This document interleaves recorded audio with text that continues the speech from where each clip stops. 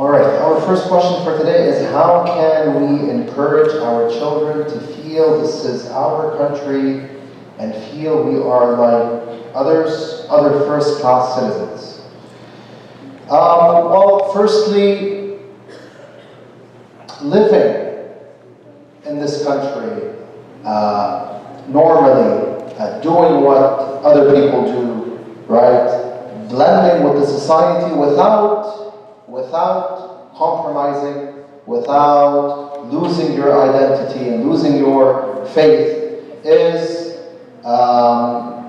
one way that we can make our children feel that this is their country, their land, that they are just like their classmates, there's no difference whatsoever.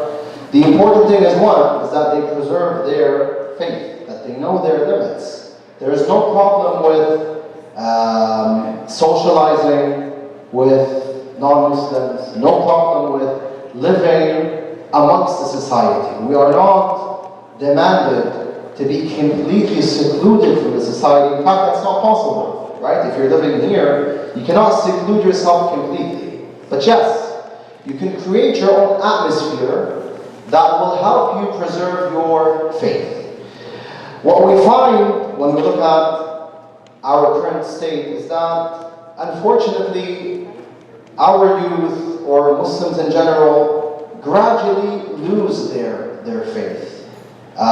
They blend too much with the society in a way where they start indulging in unlawful deeds. They forget about Islamic teachings. They forget about the teachings of Rasulullah sallallahu alaihi wasallam, and they cross their limits. This is where the person has entered the danger zone. If you see yourself indulging in unlawful deeds, forgetting about the teachings of the Holy Prophet sallallahu alaihi wasallam, the teaching of the Quran, as we said in the lecture, then it means you've entered the danger zone. You have to look at yourself carefully and understand how to live amongst the society without losing any of your beliefs or your practices. So in short, living the way others are living is fine, it's not a problem, but the important thing is to keep in mind that I have a religion, I have a certain faith that I want to preserve, and there are certain limits that I cannot cross. If we keep that in mind, and we create our own atmosphere, such as this beautiful markaz, where we're reviving the words of Ahlul Bayt alayhim as-salatu was-salam, mentioning the names of Ahlul Bayt sallallahu alayhim, their teachings, their stories, etc., then we'll be able to preserve the identity, number one, and at the same time have a good influence, a good effect on the Canadian society.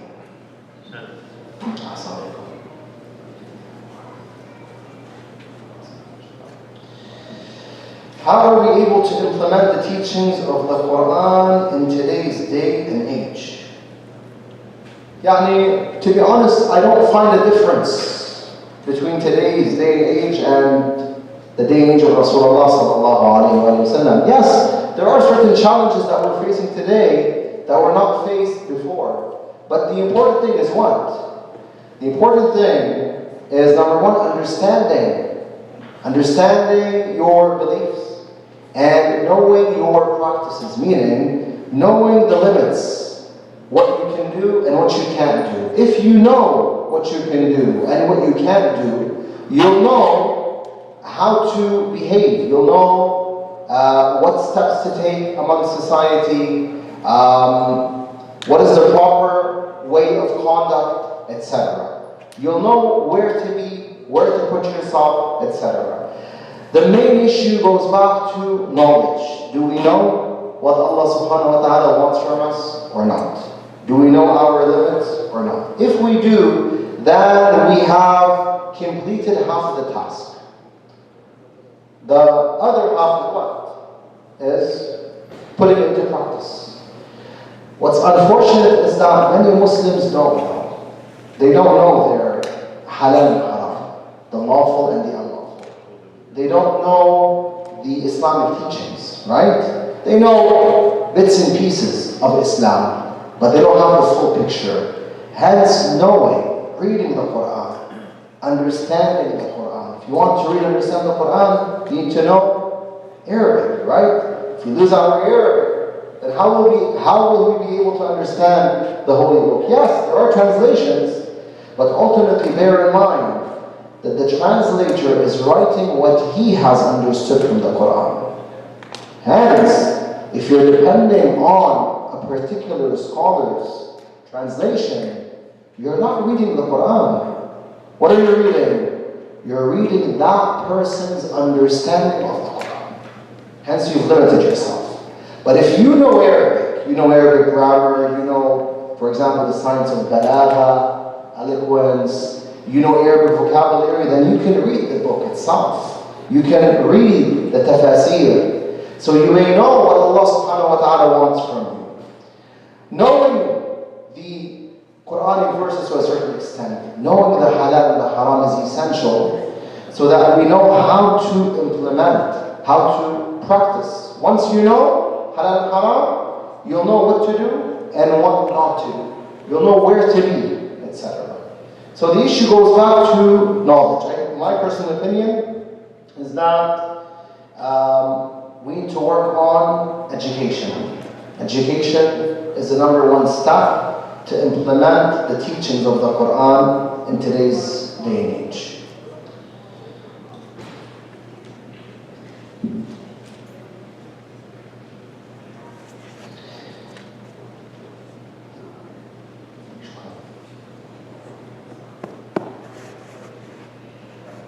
In today's society, with so many ways to deviate from the path of Allah, how do the youth try to focus on school and yet spend enough time each day building our spiritual connection with Allah subhanahu wa ta'ala? It's a good question, mashallah. Well, firstly, focus on your salat. Focus on your salat, as we said in the lecture. There's always time for prayer. No one can tell me that he doesn't have enough time to pray, right? You have enough time to pray the wajibat. On top of the wajibat, if you can find a few minutes, 15 minutes, half an hour, to worship Allah subhanahu wa ta'ala by reading the book of God, or doing dua, or praying certain mustahab prayers, reading, for example, as-Sahih as-Sajadiyya for Imam Zayn al-Abidin alayhi salam, you will feel spiritual. You will have a spiritual state, and you will feel a spiritual connection with your faith. You will feel that you're closer to Allah subhanahu wa ta'ala. If you read one dua recited by Imam Sajjad, one of the Sahih Sajjadiyya du'as, even if it's a short one, daily, then I guarantee you that you will feel spiritual and you'll feel closer to Allah subhanahu wa ta'ala. Everyone has spare time, right? Although you might be busy throughout the day, you have work and you have school, etc., you always have an hour or 2 hours where you have nothing to do. Use that, let's call it lost time, that lost hour, or those 2 lost hours. Use it wisely and try to gain closeness to Allah subhanahu wa ta'ala through those hours. Sometimes you're sitting, for example, in a clinic, waiting to see a doctor. You sit there for an hour or 2, right? Instead of, for example, opening Facebook or Instagram, to read the news feed, how about we open the Quran and read the Quran? How about we open Sahifa Sajjadiyya and we read from that Sahifa? I'm not saying that you have to read it for an hour or 2. Read it for 5 minutes. Make use of that lost time. When you're traveling, for example, and you're sitting for 7 hours on the airplane, then you're sitting for another 5 hours in the airport, then for another 5 hours on the airplane, instead of only watching movies, which is fine, of course, right? If you want to watch a movie, it's not a problem. But instead of watching movies for the whole time, how about we dedicate 1 hour for Quran, or 1 hour for tafsir, or 1 hour for fiqh, to learn our halal and haram. If you make use of that lost time, then definitely you will preserve that connection with Allah subhanahu wa ta'ala. So there is time. What I'm trying to say is that even though we might be extremely busy, right, there's always time, believe it or not. Part 2. How do we youth try to stay away from evil in school settings? Example, university. You need to have an inner reminder. You need to have a reminder that stems from within, right? If you believe in Allah subhanahu wa ta'ala, and if you preserve the salah, when you're in that setting, in that evil setting, right, there will be something within you that will tell you, for example, lower your knees, or don't do this, get up for salah, avoid the following. There will be what we call a wa'ad, an inner wa'ad dakhili, an inner exhorter, something from within telling you not to do a particular sin or not to indulge in certain types of evil. As long as you believe in Allah Azza wa Jalla and Ahlul-Bayt alayhim salam and preserve preserve your salah, the inner exhorter, the inner reminder will be present. All you have to do after that is what? Is listen to that inner reminder. Now, you might tell me that sometimes the temptations are too strong, the desires are too strong, so they pull me towards evil. Sah. Hence, you can do certain things that will strengthen your inner exhorter. Like what? Like for example, Tasbih al-Zahra alayhi salam. Imam al-Baqir sallallahu alayhi says that when a person performs Tasbih al-Zahra, he recites, he utters 100 words, right? 34 plus 33 plus 33 means 100. So you uttered 100 words, but you get 1,000 good deeds. Because for every word, Allah Ta'ala multiplies it by 10. Then he says, وَيُرْضِي الرَّحْمَنِ وَيَطْرُدُ الشَّيْطَانِ. That tasbih, that blessed tasbih, has two other effects. It pleases Allah Ta'ala, and it pushes away the shaitan. So if you're getting satanic thoughts, the shaitan is whispering, trying to lead you into some sort of unlawful deed. Perform Tasbih al-Zahra alayhi salam, and hopefully it will help you. It will help you. But remember, brothers and sisters, that if you put yourself in the wrong atmosphere, then even if you perform Tasbih al-Zahra alayhi salam, you might fall into haram. Why? Because the whole atmosphere is contaminated. For example, when a young man or a young girl goes to a prom, I am not amazed to hear that he has indulged in haram. Some people sometimes ask, that what if I go to a prom but I don't do haram? No problem. I want to suppose that you won't do haram. You won't sing, you won't dance, you won't listen to music, you won't eat or drink anything unlawful. But the problem is the atmosphere itself is contaminated. If you're there, then gradually you think shaitan will leave you alone? Of course he won't. Gradually the human shaitans or the jinn shayateen will come after you and will try to lead you towards what is unlawful. So putting yourself in the right atmosphere is essential. If I'm in a nightclub or a bar, God forbid, then can I expect myself to be taqi, to fear Allah subhanahu wa ta'ala? I'm in the wrong atmosphere.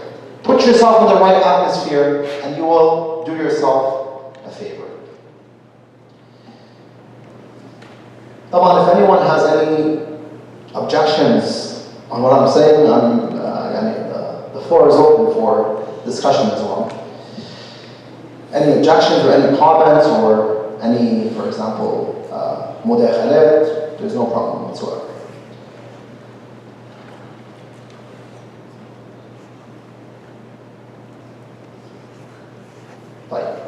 Please specify the age that the child should start salat. As for a girl, she should start praying by 9 lunar years. And when she's 9, when she reaches 9 lunar years of age, then she has to pray. So when she's 9, according to the Islamic calendar, she has to start praying, fasting, do all her wajibat because she is considered mukallafa. Allah Ta'ala considers her responsible of all the Islamic obligations. Which means it is better for her to start praying before, so that she takes the habit of praying and she practices. It's better for her to start hijab before she's 9. to start fasting at least part of the day, if not the whole day, before she's 9, so that she has she feels she understands what it feels like to pray, what it feels like to fast, etc. And she takes the habit of doing those good deeds. So when she is 9, she has to start praying. And as for the male, when he becomes baligh, then he has to start praying. When does he become baligh? There are 3 signs of bulugh. Alright, I'll just mention one at the moment. One of them is that he reaches 15 lunar years of age. So when he's 15, according to the Islamic calendar, then he has to start praying and do all the wajibat. If any of the other signs happen before, then he has to start praying. Which means sometimes the male might become baligh when he's 12, or 13, or 14. It depends on each individual. If any of the brothers would like to know the other 2 signs, inshallah, I can tell them in private. But he can do it before 15. Oh, definitely. Of course. You can do it before 15, yes. It's no problem. In fact, Imam Sadiq says that we should teach our children to pray when they're 7. Teach them to pray when they're 7. He says we teach our children to pray when they're 5. The children of Ahlul Bayt pray when they're 5 years old. Alayhi Salam. Right? They're unique children. He says, so as for you, meaning the normal human beings, you should pray, you should teach your children how to pray when they're 7 years old.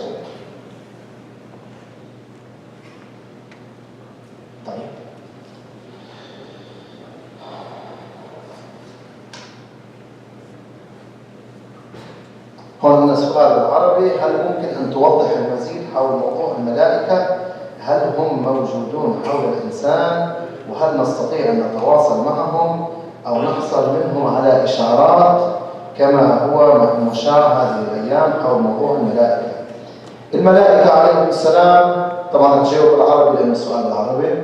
الملائكة عليهم السلام كثر، وعندنا خبر أن الله تعالى لم يخلق مخلوق أكثر من الملائكة، فعندنا آلاف مؤلفة من الملائكة وشغلهم يختلف. عندنا ملائكة للوحي كجبرائيل عليه السلام وأعوان جبرائيل، هو ده شغلهم ينزلوا الوحي على الأنبياء سلام الله عليهم. عندنا ملائكة للموت كعزرائيل وأعوانه، شغلهم أن يقبضوا الأرواح. عندنا ملائكة للأرزاق، يعني موكلون بالأرزاق، يأتون بالرزق إلى صاحبه، أو مثلا ينزلون المطر إلى الأرض. عندنا ملائكة موكلة للحرس، يعني لحماية الإنسان، الله تعالى يحمي الإنسان. بتصور أنتم قارئين بعض الروايات عن آية الكرسي، مثلا من قرأها مرة وكل الله به ملكا لحفظه، اللي بيقرأها مرتين الله تعالى يبعث له ملكين، وهكذا إلى أن يصل إلى حد الله تعالى هو يتولى حفظه، هو يتولى حفظ العبد. فعندنا ملائكة تحرس العبد، تحفظه. وعندنا ملائكة كما سمعتم بالمحاضرة تسدد. كيف الشيطان بيوسوس؟ يجي الملك يفعل العكس، يقوم بالعكس، يوحي، يعني بيذكر للإنسان كلمة تنفعه، كلمة تذكره بالله سبحانه وتعالى، تبعث فيه الاطمئنان. مثلا بيذكروا انه غض البصر، لا تسوي حرام، آمن بالله إلى آخره، يثبتون المؤمن. فالملائكة موجودون، بعضهم في السماء حسب الروايات، بعضهم في السماء. يعني مثل الرواية اللي قريناها ذكرناها بالإنجليزية، إنه النبي صلى الله عليه وآله يقول: إذا قامت الزهراء في محرابها، متى قامت في محرابها زهر نورها لملائكة السماء كما يزهر نور الكواكب لأهل الأرض. فيظهر نورها للملائكة الموجودين بالسماء. ففي ملائكة بالسماء، بس بالمقابل في ملائكة بالأرض حوالينا، مثل ملائكة التسديد، ملائكة الحرس، وملائكة ماذا؟ الكتابة، كراما كاتبين. أن ملائكة تكتب أعمالنا. ففي ملائكة حولنا أكيد سلام الله عليهم، والروايات صريحة بهذا المجال. مثلا حديث الكساء، اللي بيخبرنا أنه ما ذكر هذا الحديث في محفل من محافل أهل الأرض وفيه جمع من شيعتنا ومحبين إلا ونزلت عليهم الرحمة وحفت بهم الملائكة. الملائكة صارت حولك موجودة معك عليهم السلام. الآن السؤال، ممكن ألتقي بالملك في أعمال ممكن تسويها حتى ألتقي بالملك؟ هذا صراحة يقال إنه ممكن، بس ما في عندي علم بالموضوع إنه فعلا هذا ثابت ولا مش ثابت، فنقول قيل هذا الكلام، لكن هل هو فعلا كلام دقيق؟ الله سبحانه وتعالى أعلم. لكن إذا أراد الإنسان أن تحضر عنده الملائكة عليهم السلام، فحديث الكساء، يقرأ حديث الكساء، ذكر محمد وآل محمد عليهم السلام يجذب الملائكة حسب الروايات، لأن احنا ذكرنا أهل البيت. عندما يذكر أهل البيت عليهم السلام ويذكر علي بن أبي طالب، الملائكة بتحضر، تجي تسمع وتتعطر بعطر خاص، بحيث عندما تعود إلى السماء الملائكة اللي ما كانوا حاضرين بالمجلس يسألونهم هذا العطر من أين؟ شو هالعطر الذي نشمه منكم؟ فيقولون كنا في مجلس يذكر فيه محمد وآل محمد عليه الصلاة والسلام.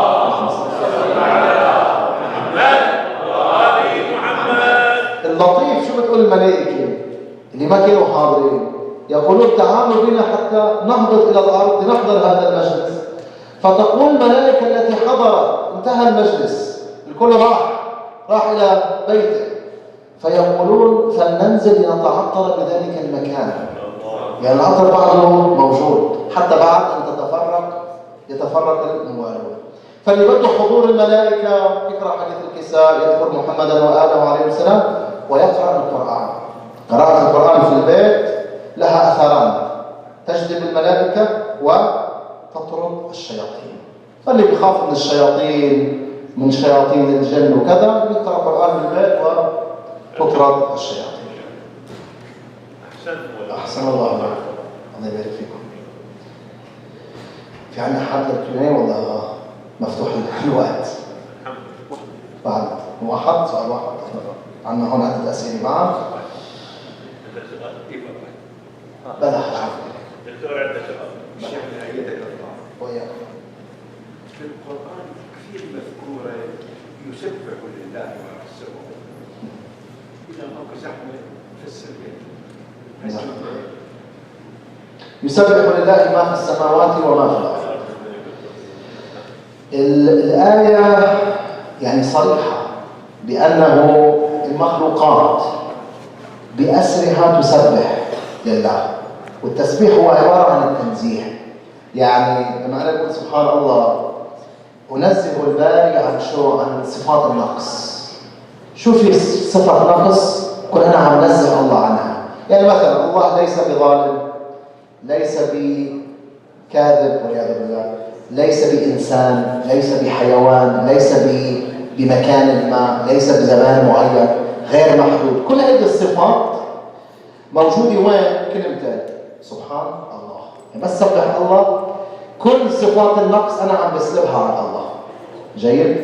الله يقول لنا شو ما في بالسماوات من مخلوقات، النجوم، الكواكب، الأفلاك، وشو ما في بالأرض من مخلوقات أيضا تسبح به. فهلأ مثلا نحن بهذا المكان المبارك عندنا أناس حاضرين، إن شاء الله ملائكة أيضا نسبح الله.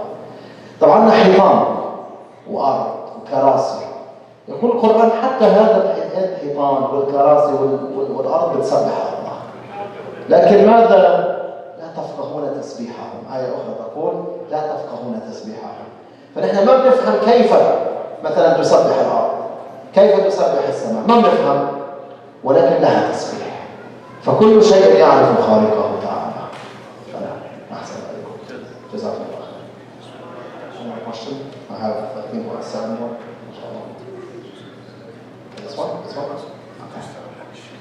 شغلانكم الصراحة وبنزل ممكن ساعة يقرأ مصطفى كلام على